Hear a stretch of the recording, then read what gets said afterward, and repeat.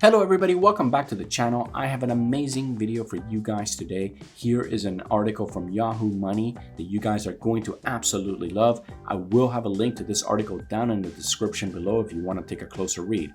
Now check this out. It starts, housing sentiment slides to a decade plus low. What does this mean? Basically, I'll take this quote right here. The index has declined steadily for much of the year as higher mortgage rates continue to take a toll on housing affordability. Unfavorable mortgage rates have been increasingly cited by consumers as a top reason behind the growing perception that it is a bad time to buy as well as sell a home. So what is happening? Okay, what is happening? Why? As we saw, the rates have come down a little bit. Look at how fast the rates went up. And then, yeah, they have come down a little bit.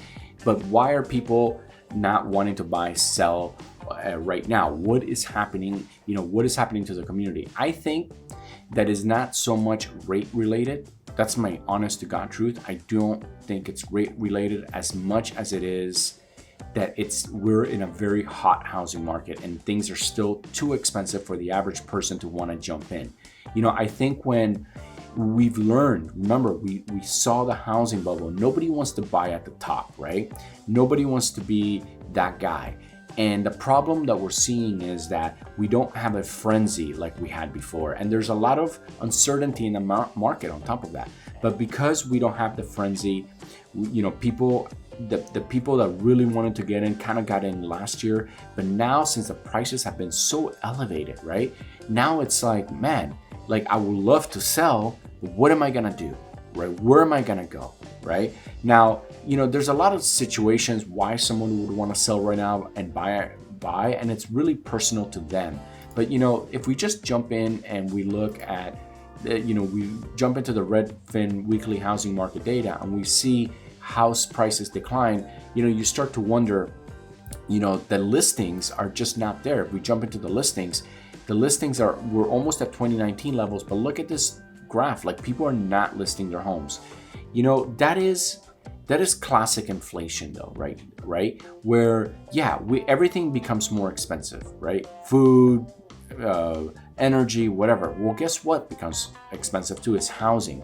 So I believe what we're seeing is a kind of wacky chart where people are essentially hedging against inflation with properties, right? If people are thinking this would be an awful time to sell because if money is becoming, less and less valuable, then it's essentially going to prop up the housing market. Now, inflation is the biggest issue that I'm seeing right now, is that if we don't get inflation under control, and right now, even though the inflation report came out today and it was basically, it didn't grow or it didn't get higher, and where everyone is like celebrating, it's still at a record high, right?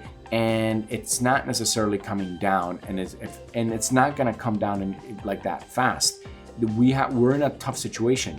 There was a lot of money pumped into the economy, and the only way to bring down inflation is by sucking all that cash out of the economy.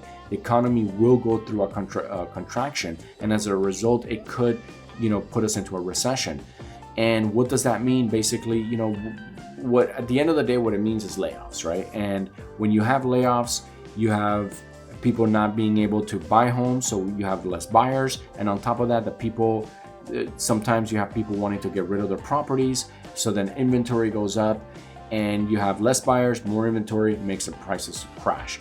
Now, if inflation stays high, what we're gonna see is a crash, but things are gonna stay high, right? Like, it's gonna make a little bit of no sense. You're gonna say, okay, we have, not that many buyers, right? Very few buyers, and yeah, inventory is tight, but things are still super high. And that's because the inflation is what it does. It's like a blanket, and it creates a new bottom, a new floor that keeps those prices elevated, right? So a lot of people are saying, hey, we're not gonna see a market crash, right? A housing market crash. But what they're really saying is we're gonna probably have a crash, but prices are still gonna stay high. And the idea at that moment is that, we go through a very tough period, and basically salaries at some point would have to come up to those new levels. And that's gonna be harder said than done. and we're just gonna see how it all plays out. Now, unless we see like a crash on the Dow, on the stock market, that could create like the scenario where it brings the prices down. But at the end of the day, if inflation keeps everything high, it's gonna be like that for a while. So we need to bring down inflation to those 2% levels, and we're like at 8 to 9%, which is and then like there's the whole thing about I don't know if you guys know about like the real inflation, which a lot of people claim it's much higher than that. So just looking at that and saying how do we lower that? And we won't see a lot of changes in prices until that really, in my opinion, gets under control. So that's just something to monitor, guys. Now, there are a lot of older Americans that know a lot about inflation because they lived it through the 70s and they kind of know. But there are a lot of younger Americans that don't really know what it means. How does it affect the economy? And it's going to be something that we're all going to learn, and it's going to be a tough one because you cannot shut down a country for 2, 3, 4, 5 months like this drop right here and expect things to get back to normal, right? That it will create a ripple of problems for right now and the near future. So the best thing to do right now is basically we're going to be positive and we're going to hope that everything gets back to normal. And because that's what we want, and hopefully the prices come down, so people wanting to jump into the housing market and buy their first home will be able to do so. So all eyes on the housing market, all eyes on inflation, all eyes on the interest rates, because these elements are going to tell us where the housing market is going.